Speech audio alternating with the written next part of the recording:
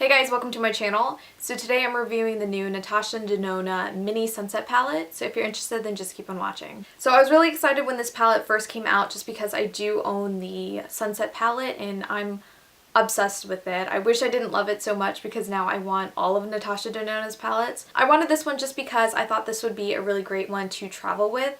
I hate traveling with my sunset palette just because it's so expensive, but it's good and I don't want it to break. So a little palette like this I feel like is pretty decent to travel with, and it's all shades that I feel like are wearable for every day. To be honest though, I don't think you absolutely need this palette just because the shades are so neutral and basic, and I feel like everybody already has probably 10 of each of these shades in their collection already, but it's Natasha Denona, so I couldn't help it. I've gotten to wear this palette a couple times now and unfortunately it's not my favorite. Like I said, the shades are absolutely beautiful and I think it's perfect for every day. You can get a couple of different looks with this. You can kind of go darker and make a smoky eye, but definitely can make a everyday look with this as well. But my problem with this palette is I don't think it's consistent with the formula of my full-size Natasha Denona palette. For some reason, I feel like the quality in this one isn't there.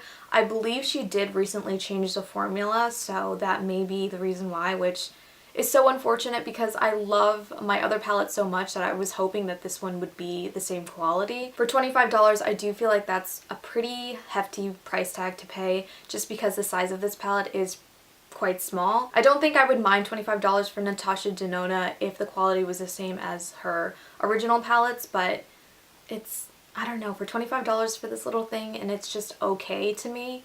I don't know, I don't think it's worth it. But even if you already have the Sunset palette, I honestly don't think you need this one because, I don't know, I feel like the Sunset palette has shades similar enough to these ones, even though I really do like this one transition shade on the end. That's a one shade I feel like is missing in the original Sunset palette. But again, my biggest gripe is the fact that the quality isn't consistent with the Sunset palette. I'll go ahead and swatch a couple of the shades that I feel like are pretty comparable, and you can see that there's a difference in the pigment and the quality, the smoothness of the shadow. So I'm starting off with a couple of shades from the original Sunset palette.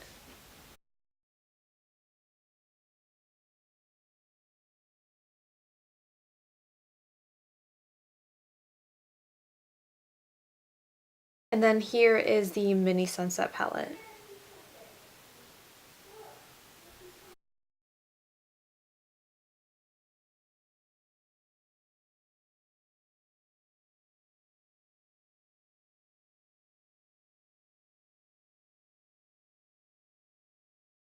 I did do my eyeshadow today with the mini palette, so you can kind of see how the palette performs.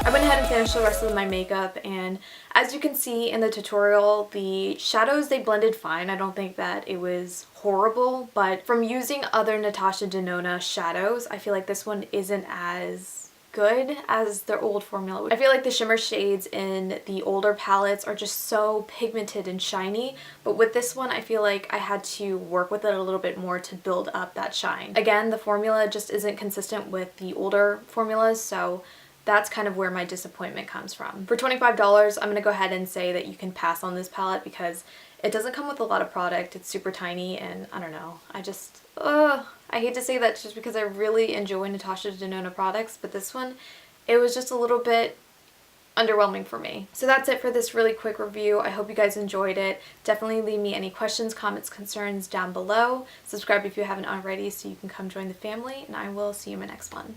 Bye!